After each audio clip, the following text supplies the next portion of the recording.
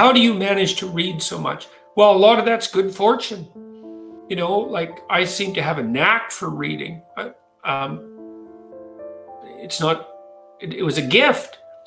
You know, like when I was a kid, if I look at a word once, I can always spell it. Like I have it instantly.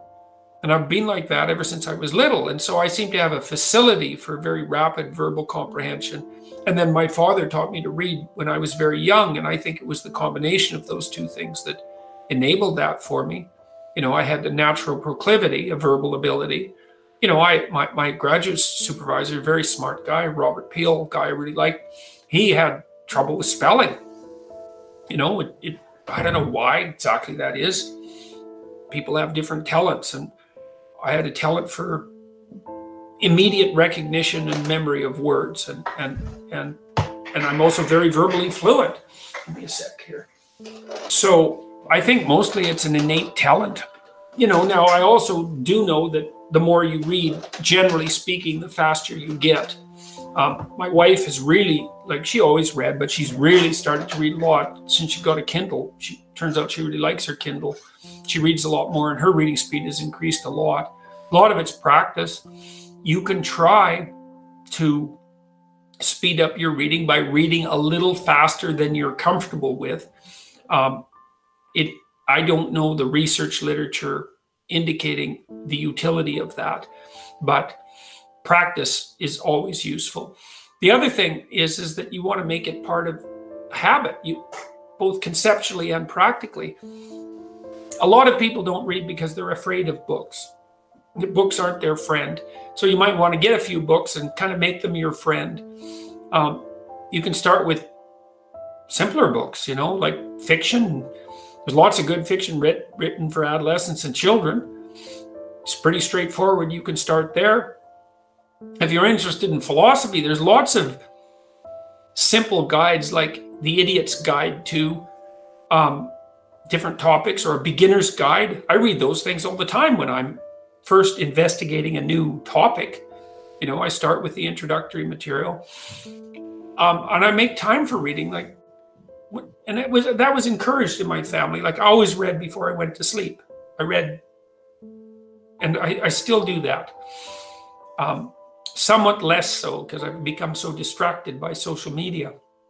But you set aside a bit of time every day to read. And for me, it was always just before I went to bed. I go to bed, turn on the light, and read for, when I was a kid, for hours. And if you do something every day, you do a lot of it. And so I would say, well, if you want to read, if you want to make yourself educated, just put aside 20 minutes a day to read, or 10. You know, some small amount of time that you could actually steal, not 2 hours, because good luck, man. It's very unlikely you'll manage that. But 20 minutes a day, you know, that's 2 hours a week. That's 700 hours a year. You know, that's, even if you're a slow reader, that's a good number of books. And so you make it a habitual part of your life, and you decide that it's going to be something that you value. You investigate carefully what resistances you might have to that idea, because you might think, well, that's pseudo-intellectual, or there's something more productive I could be doing, or I'm intimidated by books, or I hate books because I wasn't good at reading when I was a kid and was humiliated because of it, or, you know, you've got something against intellectuals, or, God, there might all sorts of resistances to picking up a book. And then you could listen to audiobooks. That's a good way around that.